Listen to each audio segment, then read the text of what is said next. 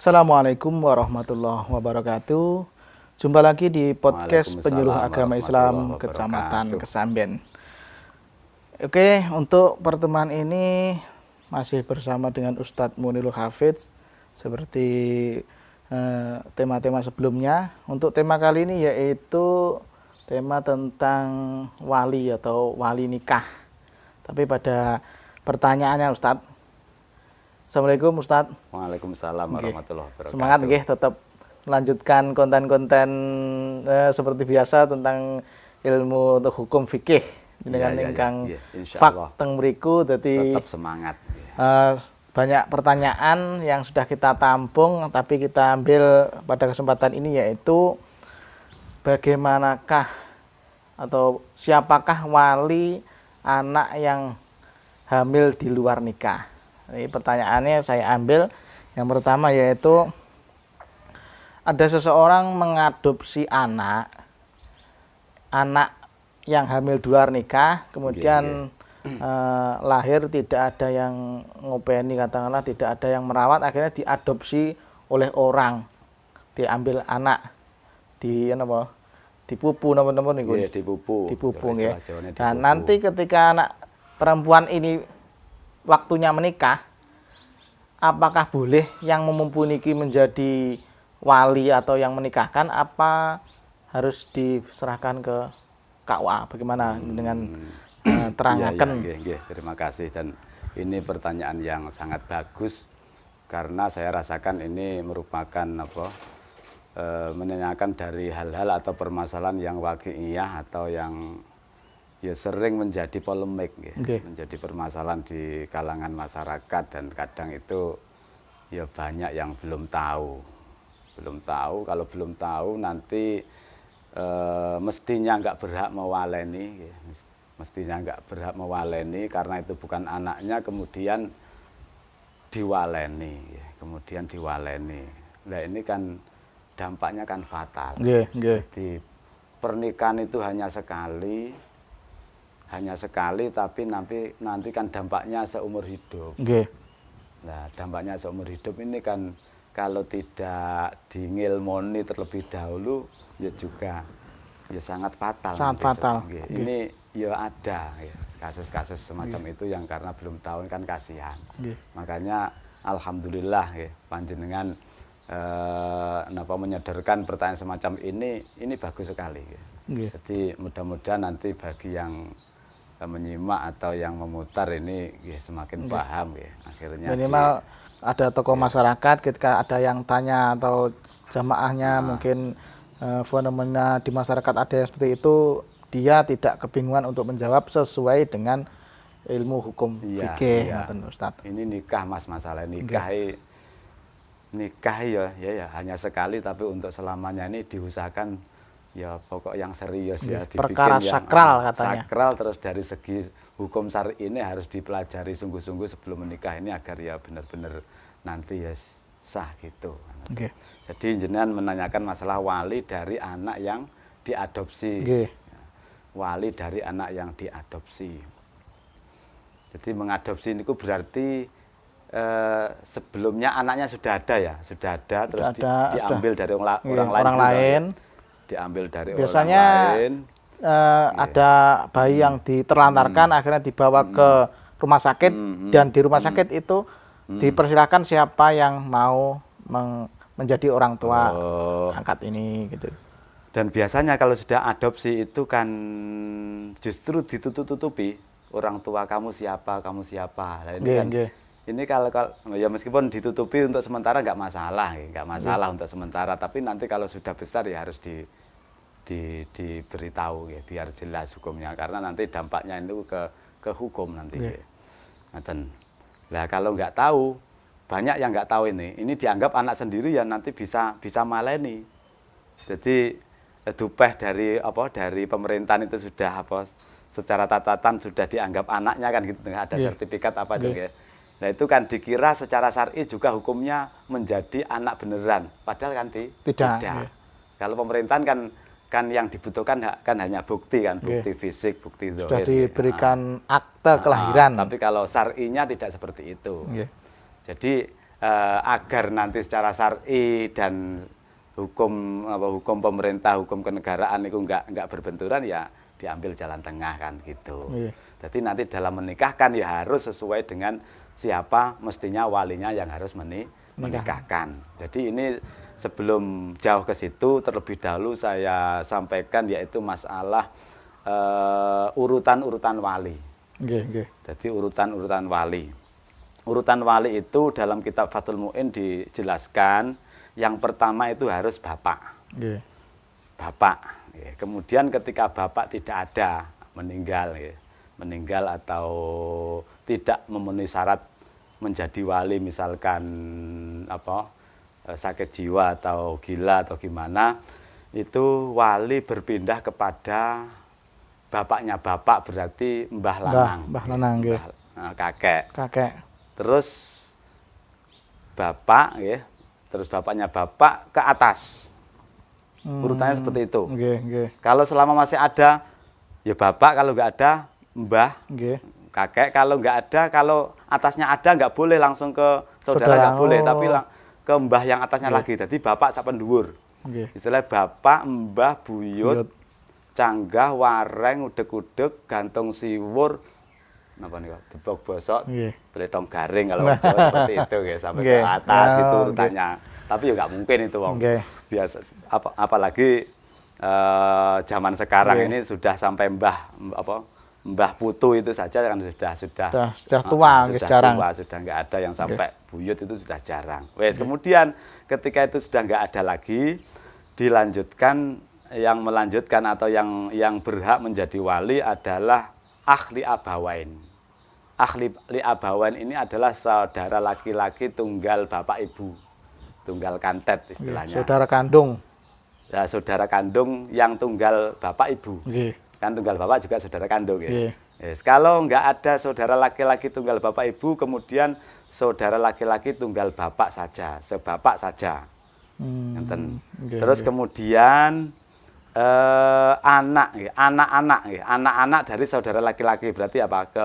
Keponaan. Nah, keponaan yang laki-laki lah, yang laki-laki itu urutannya anak-anaknya. Kemudian setelah itu nggak ada semuanya, berpindah ke paman. Ke paman, kemudian orang yang memerdekakan, tapi sekarang sudah nggak ada. Ketika semuanya itu sudah tidak ada, ketika semuanya itu sudah ada, maka wali ini pindah ke qadhi. Qadhi niku hakim, qadhi. Kalau di sini ya pokoknya orang-orang yang oleh pemerintah diamanai atau diberi SK untuk mengurusi bidang itu pernikahan. Nah, jadi pemerintahan lah, pemerintah atau sultan atau wakil-wakilnya. Kalau sekarang berarti KUA. Nah, kalau diterapkan di Indonesia ya mulai dari sultan ke bawah sampai ke tingkat yang paling bawah itu KUA. Jadi itu perwakilan atau wakil daripada sultan, itu enggak, ya itu masuk qadhi. Jadi sultan itu adalah dalam hadis diterangkan as-sultanu waliyuman la waliyalah. Jadi sultan itu adalah walinya orang yang tidak mempunyai wali. Artinya walinya sudah meninggal semua, enggak ada semua, itu langsung ke sultan. Nah, sekarang kita kaitkan dengan anak adopsi, anak adopsi. Anak adopsi itu, saya jenengan tadi kan belum menjelaskan anak adopsi itu, anak adopsi nyuwun sewu, anak adopsi yang dari hasil pernikahan yang sah atau yang tanpa orang tua. Atau maksudnya biasanya kalau adopsi ada permasalahan di terlantarkan atau tidak ada ayah, anak zina. Anak zina, Jadi kalau itu jelas anak zina, anak zina nanti kan itu sama dengan tidak punya wali. Jadi karena orang yang berzina, dan zina ini merupakan dosa besar, larangan keras di dalam Islam. Na'udzubillah min dzalik, jangan sampai terjadi. Tapi seandainya ya terjadi seperti itu, namanya anak zina itu bapak biologisnya ini tidak bisa tidak tidak bisa menjadi wali. Artinya nasabnya tidak bisa sambung ke bapaknya. Jadi anak hasil zina niku hubungannya dengan bapak biologis niku sama dengan orang lain. Sama dengan orang lain. Yang cuma diberi nafkah gitu nggih. Ya enggak wajib sama dengan orang lain. Lebih-lebih menurut mazhab Syafi'i nggih. Mungkin kalau mazhab Maliki atau Hanafi itu ada nggih, anak hasil zina itu wajib dinafkahi. Tapi kalau menurut mazhab Syafi'i itu tidak, karena statusnya itu wong liya broyo gitu. Jadi statusnya orang lain. Jadi nggak wajib dinafkahi. Otomatis gitu, karena urutannya wali ini kan semuanya laki-laki gitu. Dan nasabnya anak zina itu ke ibu. Otomatis ini kan tidak punya wali. Berarti ketika tidak punya wali nanti sama dengan ini as-sultanu waliyuman la waliyalah, walinya langsung hakim atau langsung cara istilah sakniki napa Pak Naib ngoten Pak Naib. Padahal Pak Naib niku asline naib itu aslinya kan dari kata-kata pengganti. Sebenarnya ini kurang pas kalau di sini. Ya enggak apa-apa secara bahasa namanya naib, tapi statusnya ketika napa naib yang mewaleni anak hasil hubungan yang enggak sah ini statusnya bukan naib tapi asli wali. Beda loh dengan gini, dengan misalkan jenengan ya punya anak, menikahkan anaknya, jenengan enggak mau ngijabi ya. Sampean enggak mau ngijabi, lah nanti yang ngijabi kan Pak Naib. Lah kalau itu statusnya walinya tetap jenengan, cuma jenengan niku apa itu? Pasrah atau wakil. Ini beda dengan yang tadi, yang anak zina itu langsung walinya itu napa pindah ke hakim atau KUA tadi gitu. Ngoten nggih. Berarti secara tidak langsung orang yang mengadopsi tadi mendatangi KUA untuk menerangkan kronologinya supaya ya naib ini menjadi wali secara langsung nggih. Ya, itu juga bisa. Artinya ya sebagaimanalah amriye si Pak Naib itu ya tahu keadaan sebenarnya, insya Allah kalau dalam di KUA itu nggih, atau beliau-beliau yang di KUA itu tahu semuanya masalah peraturan seperti itu kan. Sudah memaklumi. Yang penting bagaimana cara menyampaikan, dan intinya jangan sampai menjadi aib yang sangat mencoreng. Oh iya betul. Jadi ya bagaimanapun juga ya, meskipun itu dosa besar, tapi dalam syariat itu ya, syara atau agama itu menganjurkan kita atau memerintahkan kita untuk menutupi aib. Jadi ifsa'u syirri ya, membuka aib orang lain itu larangan besar. Itu nggak boleh. Jadi sebisa mungkin kalau misalkan ada siapa, bahkan ya anaknya sendiri atau siapa saja kalau punya aib ya, seperti zina kan aib ya, dan lain-lain, itu jangan justru dibuyawarakne, dietrek-etrek istilahnya Jawa nih. Itu keliru, nggak boleh itu larangan. Lah piye wong salah ya nggak seperti itu. Ya amar ma'ruf bukan. Amar ma'ruf dan ngetrek-ngetrek itu lain. Kalau amar ma'ruf caranya tidak seperti itu, ya dengan cara yang bagaimana agar aib itu tetap bisa terjaga. Terus tujuan amar ma'rufnya atau memberitahu bahwa itu haram itu tercapai, tapi tanpa aibnya niku tersebar. Jadi istilahnya memancing tapi ya tidak bikin air keruh. Tapi tidak membuat airnya itu keruh. Jadi, mendapatkan hasil dengan cara yang baik dan tidak menyebabkan bermacam-macam masalah yang timbul. Sebab sesalah apapun orang itu kalau dietrek-etrek juga marah dan tersinggung, dan itu juga dilarang. Berarti intinya tadi ketika itu anak adopsi secara langsung walinya adalah wali hakim. Walinya wali hakim. Wali hakim. Mungkin ada lagi yang masalah-masalah yang terus ada pertanyaan lagi nih. Nek wau kan anak yang diadopsi, sekarang ada seorang wanita yang hamil belum nikah, terus yang menghamili itu mau bertanggung jawab, mau menikahi.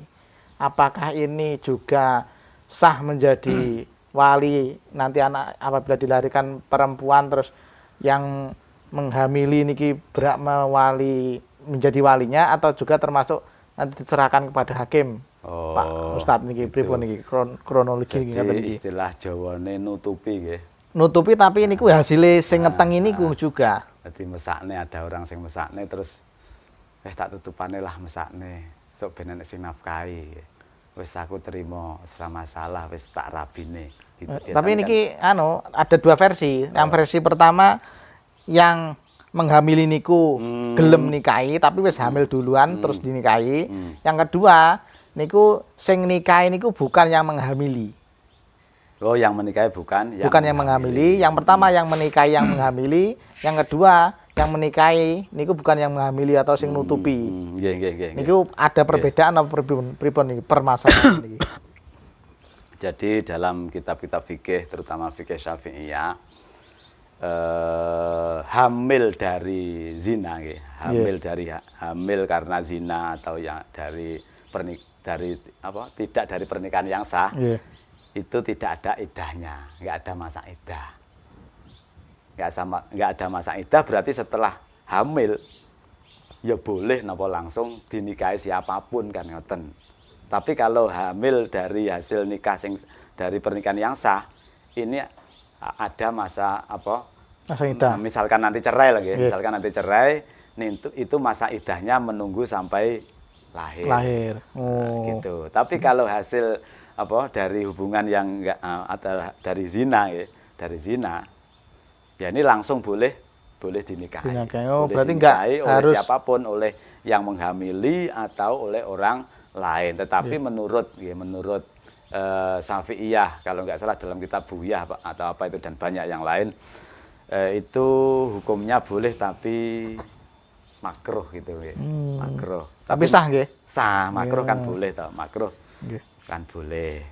Boleh dan sah. Enggak, berarti nikahnya enggak harus menunggu anak yang dikandungnya lahir dulu nggih? Enggak harus. Justru kalau menurut saya tapi entah kalau salah saya enggak tahu, tapi menurut ngen saya berdasarkan pemahaman dari referensi di kitab niku justru ya ada sisi baiknya.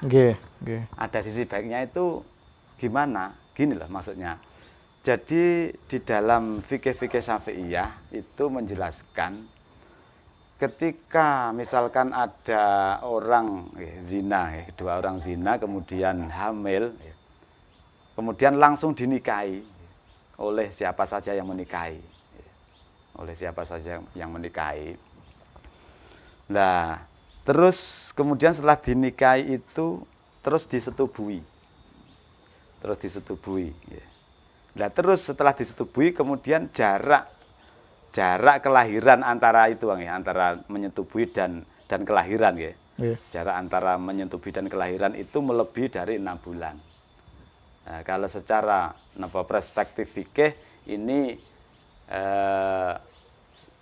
bisa istilhaqun nasab ke bapak baik bapak biologis atau orang lain. Lah ini ya mungkin kalau secara medis agak bertabrakan. Apa mungkin orang sudah orang sudah hamil, jelas hamil terus istilahnya disusuli atau disepui. Ini secara medis kan enggak kayak secara medis enggak mungkin bercampur ya. Iki wis enggak dadi karo medis, tapi ya saya enggak tahu kalau ijtihadnya para ulama nggih, karena kan itu barang yang enggak kelihatan, Pak. Kan tetap barang yang enggak kelihatan. Menurut ijtihadnya para ulama nggih, terutama ulama Syafi'iyah itu ketika nanti pokok meskipun sudah hamil terus nanti dinikah oleh siapapun yang menikahi nggih, kemudian langsung disetubui loh. Jelas disetubui loh nggih. Nah, ini kan korenah berarti ada korenah kalau sudah disetubui kan spermanya kan bisa merasuk atau bahkan mungkin menurut ijtihadnya ulama ya spermanya dia itu yang jadi. Nah, setelah disetubui nanti lahirnya itu melebihi dari 6 bulan. Ini bisa istilhaqun nasab, artinya ya nusuli nasab itu. Artinya nasabnya bisa sambung ke bapak sing menikahi ibu kuwi mau. Nanti otomatis walinya juga bapaknya itu zahiran wa batinan ini sah. Dengan catatan apa? Setelah menikah disetubui dan jarak kelahiran antara menyetubui dan jarak kelahirannya itu melebihi 6 bulan dari setelah menyetubui. Beda dengan dinikah terus nggak disetubui. Terus meskipun jaraknya melebihi 6 bulan asli dia nggak menyetubui Ini kalau secara zahir itu berarti kan orang lain yang memandang, dan nanti ya walinya dia. Tapi secara hakiki kan yang tahu dia sendiri. Dia yakin nggak menyetubuhi. Ini wajib dia menafikan. Menafikan itu wajib ya menjelaskan bahwa ini bukan anak saya. Karena ini bahaya, nanti dampaknya kan ke nasab, yang ke wali, ke nasab dan lain-lain, waris dan lain-lain yang mestinya nggak berhak, akhirnya kan malah berhak secara zahir kan malah berhak. Padahal yang tahu dia sendiri. Kalau yang tahu dia sendiri, dia nyata-nyata nggak menyetubuhi, wajib menafikan, istilahnya. Menafikan itu dengan supotolian. Supotolian ya sumpah. Jadi sumpah, supotolian itu sumpah di hadapan hakim. Yang isinya sumpah itu dalam kitab Buhyah itu, dalam kitab Bajuri dan lain-lain itu ada. Isinya sumpah itu, ini saya bacakan. Jadi li'an itu ungkapan khusus yang dijadikan sebagai hujah bagi orang yang terpaksa melontarkan sumpah kepada istrinya. Terus bunyinya begini, li'an kan melaknat, istilah saling melaknat,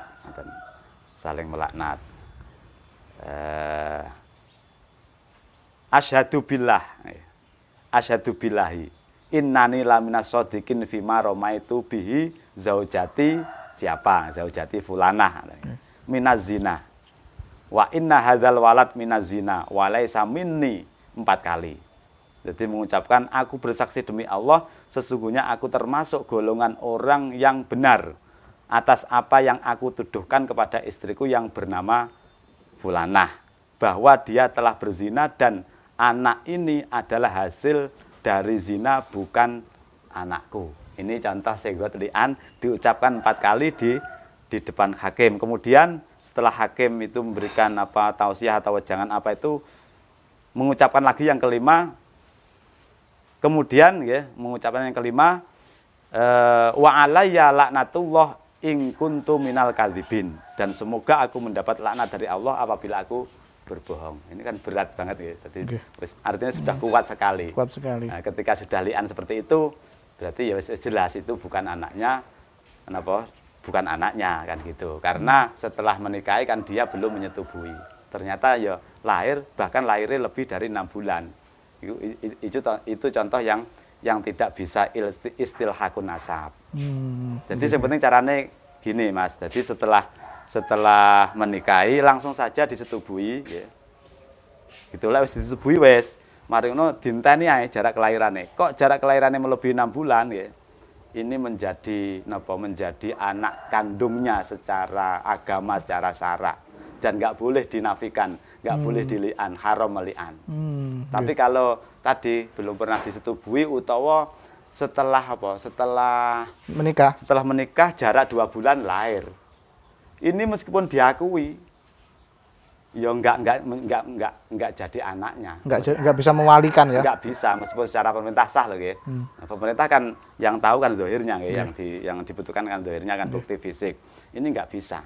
Bahkan dia wajib meli'an, wajib menafikan. Kalau tidak menafikan, dia itu dosa besar. Bahkan kalau dia itu tetap ngengkel mengakui ini anaknya, misalnya jaraknya 2 bulan kok wis lahir, ini bisa nyuwun sewu, bisa kalau dalam kitab Buya itu atau kitab apa itu ya bisa sampai kafir, karena termasuk istihza atau kepada aturan Gusti Allah kan gitu. Dan itu masalah kejelasan orang yang menutupi aib, secara bahasa Jawa kan gini. Menutupi aib terus dinikah, ini apakah nanti bisa menjadi wali atau tidak? Nah, permasalahannya seperti itu. Kalau setelah dinikahi terus disetubuhi, terus jarak kelahirannya itu melebihi 6 bulan, ini bisa menjadi wali. Ini saya bacakan referensinya biar mantap Nanti yang bagi yang pemirsa itu biar mantap, ada di kitab Buhyatul Mustarsyidin. Di sini kan dikatakan tentang masalah orang yang menikahi orang yang hamil dari zina, kemudian melahirkan. Ini ada 4 model, ada 4 model atau 4 variasi. Dan saat ini langsung saya jujuk nggih, saya jujuk yang terakhir, yang keempat nggih. Yang keempat ini orang tersebut langsung bisa menjadi napa? Nasabnya bisa langsung sambung ke orang yang menikahi tadi. Dan haram dinafikan, artinya dinafikan tidak diakui niku haram. Bahkan itu dosa besar. Ngoten. Terus ada yang mengatakan bahwa itu sampai kufur ketika dinafikan. Ini permasalahannya bagaimana? Permasalahannya ketika setelah di anwaladathu lisitati asyurin fa aksara ila arba'i sinina min wat'ihi. Dengan gambaran setelah dinikahi si istri atau wanita itu melahirkan lisitati asyurin fa aksara. Jadi jaraknya ada 6 bulan ke atas sampai 4 tahun dari wati ini setelah menyetubui. Nah ini. Nah, ini kan berarti ketika setelah menikahi terus diwati atau disetubui, kemudian jarak kelahirannya itu 6 bulan ya, atau lebih banyak sampai 4 tahun, ini bisa menjadi wali tadi ya, atau nasabnya bisa sambung ke bapak tadi. Gitu. Okay.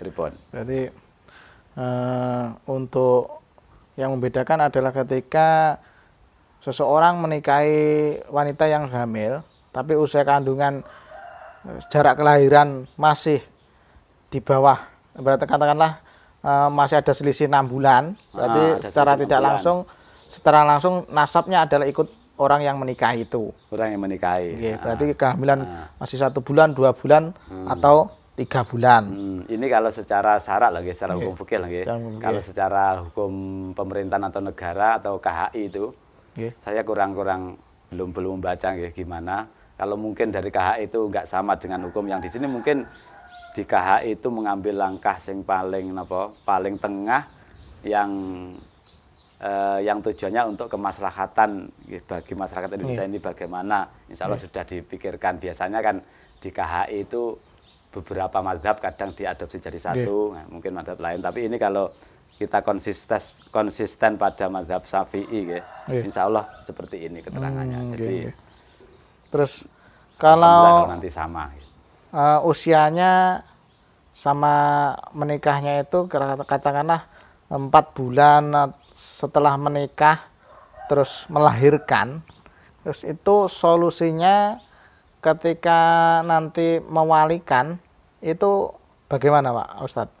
Berarti langsung diwalikan ke hakim 4 bulan setelah menikah terus melahirkan ya? Oke, berarti kan tadi kan ada 6 bulan lebih kan otomatis yang menjadi wali kan yang menikahi itu secara sah ya?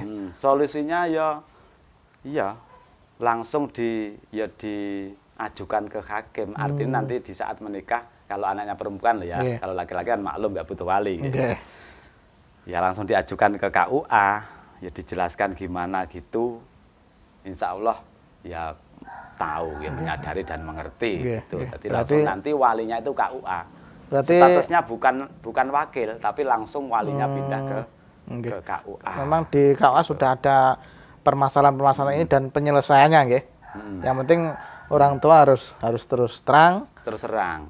Yang dikhawatirkan kadang kalau ini aib tersebar, itu kasihan kepada anaknya. Kalau masalah aib kan bisa dirahasiakan, diatur sebaik mungkin agar permasalahan ini tidak melebar mungkin ke mertua atau calon mantu, biar nggak tahu dan sebagainya. Itu bisa disiasati. Dan KUA-nya juga harus tahu kalau ini memang benar-benar bukan anak saya. Nanti kalau nggak tahu kan dikira statusnya sebagai wakil, kan malah nggak sesuai dengan aturan lagi ya. Terus nanti si walinya yang dikira KUA, dia itu walinya disuruh taukil, kan nggak seperti itu. Kan walinya kan KUA langsung kan gitu. Jadi harus dikasih tahu. Cuma dengan cara bagaimana agar aib ini tidak tersebar kan gitu. Insya Allah bisa memahami itu sih KUA nih. Jadi ini ya memang harus dimengerti. Karena kadang gini loh Mas, kadang itu ya sudah tahu bahwa ini anak hasil hubungan gelap bahkan mungkin dengan pelakunya sendiri terus dinikahi, kemudian setelah menikahi jarak 2 bulan itu lahir. Nah, ya dupeh oleh pemerintah sudah disahkan ya, dan sebagainya itu sudah keterangannya sudah jelas, sudah lengkap, surat-suratnya itu sudah lengkap. Nanti justru terus dia itu kan cari kesempatan untuk menutupi, tapi menutupi yang keliru. Yang keliru, tidak berdasarkan ilmu. Tidak berdasarkan ilmu, tujuannya menutupi, tapi nanti kan akhirnya ditutupi dengan serapat-rapatnya, akhirnya diwaleni sendiri. Nah ini kan dia menanggung dosa seumur hidup. Dia tahu loh, dia tahu iki udah anakku. Kemudian sengaja ditutupi, kan menanggung dosa seumur hidup. KUA-ne ya ora dosa wong dia gak tahu. Nggak tahu, nggih. Anaknya ya nggak dosa. Ya dia yang dosa, anaknya kan nggak tahu. Nggak tahu. Anaknya ya kan setiap bayi lahir kan dia dalam keadaan suci, tidak menanggung dosa yang dilakukan orang tua gitu. Enggak ada itu. Hukum karma itu kalau dalam Islam nggak ada. Yang paling dosa waris, dosa turunan itu nggak ada kalau dalam yang paling Islam. penting berarti harus dimengetahui ketika ada permasalahan. Memang zina itu buat ada beberapa kasus kadang yang diperkosa secara tidak sengaja atau bagaimana, itu perkosa orang akhirnya hamil terus dinikahi orang lain. Memang harus memahami tentang perwalian ini. Harus memahami, ini sangat penting sekali. Bayangkan loh, zina itu kan dosanya besar ya. Nah terus nanti kalau si bapak biologis itu nggak tahu hukumnya, terus moro-moro wis tak walenane wong ora ngerti ya. Nah sekali misalkan Yun Sewu anaknya berhubungan badan ya, 1 kali, terus seumur hidup berapa kali berhubungan badan. Nah, coba ini ya dia angan-angan dipikir betapa besarnya dosanya gitu loh, Kak. Terus menerus ya. Ngelumpuk ke dia. Kalau anaknya nggak masalah, wong dia nggak tahu. Anaknya loh. Nah, gitu. Terus kalau memang dulu tidak tahu, terus sekarang apakah harus nikah ulang? Apakah cukup bertaubat atau bagaimana nih, lek seumpama terjadi permasalahan ini? Katakanlah dia tadi bukan anaknya atau lahir setelah kurang dari 6 bulan. Kalau asal nggak tahu, terlanjur. Terus terlanjur ya, terlanjur. Terus si bapak biologisnya itu kemudian sudah pinter atau sudah tahu. Atau sudah tobat ya. Beh lagi tiba berat ya. Ini gimana solusinya? Solusinya ya wajib ngasih tahu. Terus kemudian langsung dinikah ulang saja. Dinikah ulang secara catatan pemerintah kan sudah ada ya. Dinikah ulang diam-diam saja kan. Ada 2 saksi, undang Pak Mudin. Yang undang, kalau dalam fikih ada istilah muhakam. Jadi muhakam ini orang yang dijadikan hakim, seperti yang dipercaya, seperti kiai itu nggak apa-apa. Seperti ijab siri itu ya? Ya, ijab siri itu muhakam ya. Muhakam meskipun ini ada perkhilafan, perbedaan pendapat, syaratnya kudu gini-gini, kudu setelah hakim nggak ada. Tapi ini berbeda pendapat. Tapi insya Allah ada yang mengatakan langsung ke muhakam itu bisa. Artinya ini kan nggak melanggar apa-apa. Secara pemerintahan sudah ada, administrasi sudah ada catatannya. Secara agama juga aman. Artinya aman itu nggak tersebar kemana-mana. Langsung gitu aja. Undang kula nggih mboten napa-napa. Ternyata memang kalau tidak tahu kemudian kurang paham, akhirnya ketika melangkah itu tidak berdasarkan ilmu. Ketika sudah tahu, wajib untuk memperbaiki, utama bertobat dan untuk bagaimana untuk solusi yang terbaik. Yang penting tetap menjaga agar aib ini atau permasalahan ini tidak tersebar dan tidak menjadikan beban mental atau malu di kemudian hari bagi seorang anak. Terus yang terakhir mungkin dari saya ini hanya pesan saja. Jadi betapa pentingnya menjaga aib ya. Jadi sampai kalau ada orang menuduh zina, dan ini kayaknya kadang sering nih terlaku tapi mungkin nggak sadar. Kayak lo mari zina ini atau dengan bahasa apa gitu.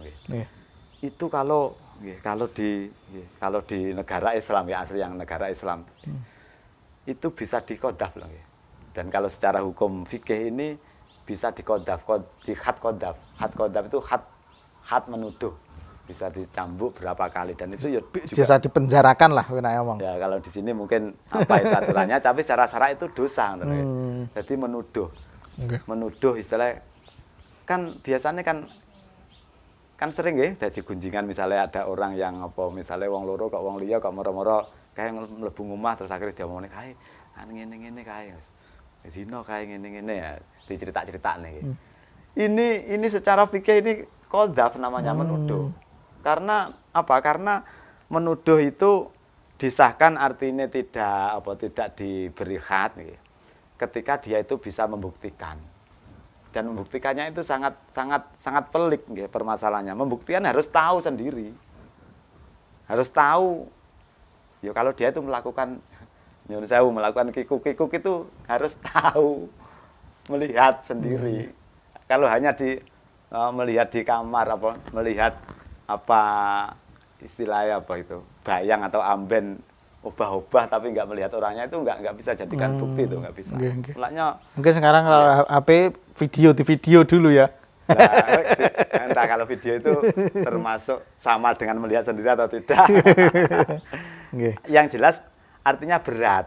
Mulanya jangan gampang-gampang istilahnya menggunjing orang lain lebih-lebih masalah seperti itu masalah zina dan sebagainya. Kalau nggak benar-benar tahu lebih baik diam.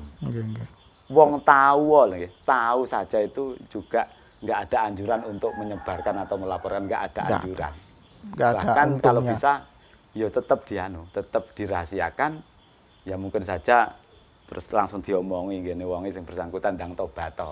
Insya Allah ketika segera tobat dengan taubatan nasuhan itu diampuni. Allah itu Maha Pengampun ya, Ghafurur Rahim. Sebesar apapun ya dosa seseorang, pokok selain dosa syirik kalau mau tobat ini diampuni. Wis to Mario zina ping 100 atau ping 1000 atau ping pira Allah tetap membukakan pintu tobat. Tetap masih dibuka pintu dan tobat. Dan jangan mengulangi lagi. Jangan mengulangi lagi. Ya tobat ya tobat tenanan bukan kapok lombok pokoknya.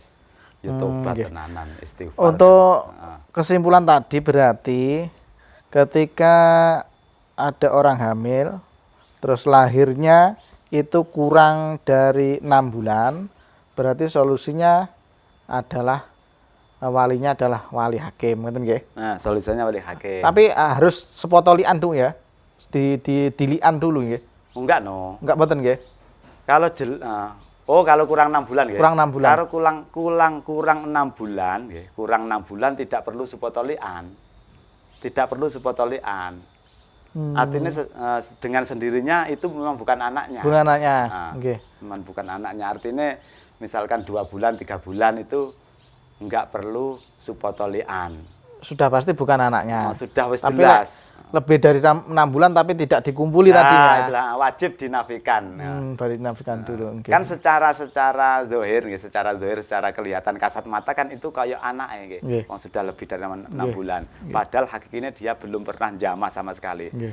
Dia wajib menjelaskan lah, wajib klarifikasi dengan supotolian tadi. Terus yang kedua solusinya adalah ketika sudah terlanjur, maka harus diberi pemahaman, kemudian untuk dinikahkan ulang. Itu sudah hilang.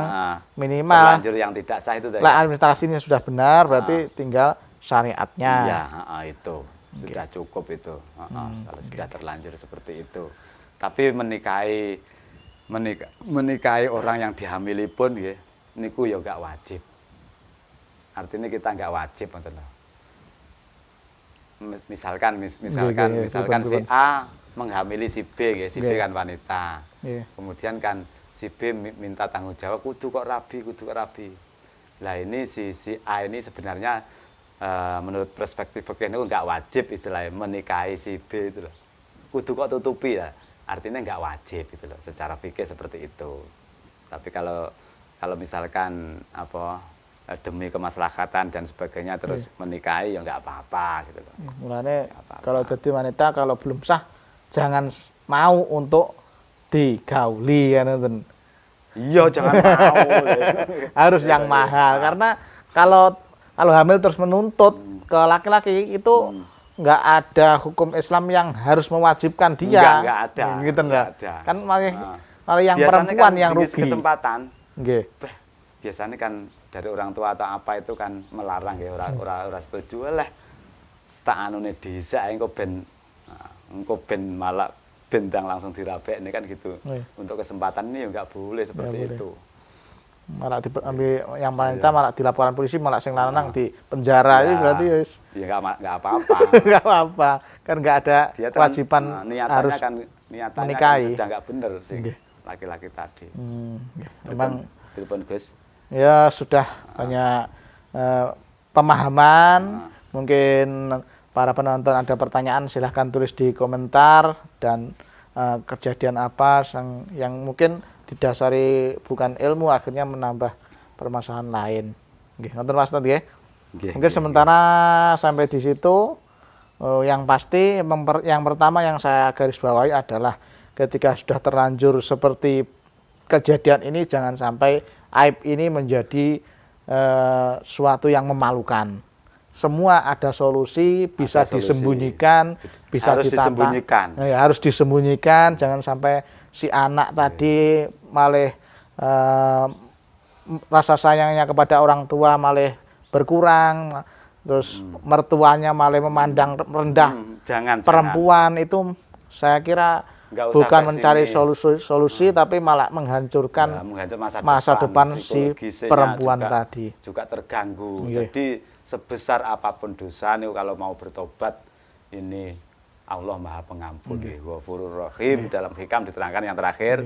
Jadi maksiatun aurosat dzullan waftikoron khairun min ta'atin aurosat izzan wastikbaron. Jadi maksiat atau perbuatan dosa yang sangat besar pun yang bisa mewariskan atau menimbulkan rasa hina pada dirinya sendiri, menimbulkan rasa bersalah yang besar, rasa hina di hadapan Allah, kemudian tobat tenanan ya, tobat sungguh-sungguh di hadapan Allah. Jadi saya sudah merasa kotor, akhirnya wis tobat tenan di hadapan Allah dengan menangis sungguh-sungguh dan tidak berjanji nggak akan mengulangi istighfar. Ini lebih baik daripada taat yang sombong, hanya menimbulkan kesombongan dan merasa saya besar, saya paling bisa. Gitu. Sampai seperti itu. Ibnu Athaillah teng hikame niku dawuh ngoten niku. Ini pesan saya yang terakhir ngoten niku. Jadi enggak usah pesimis, enggak usah terlalu gimana, wis langsung taubatan nasuha saja ngoten niku. Oke, yang terakhir kita berdoa bersama semoga kita, anak-anak kita, cucu-cucu kita dijauhkan dosa yang namanya zina. Amin. Karena termasuk dosa besar sekali. Demikian yang bisa kita sampaikan. Lain waktu kita jumpa lagi dengan tema dan pembahasan yang lainnya. Untuk itu kita tutup dengan ucapan wassalamualaikum warahmatullahi wabarakatuh. Waalaikumsalam warahmatullahi wabarakatuh.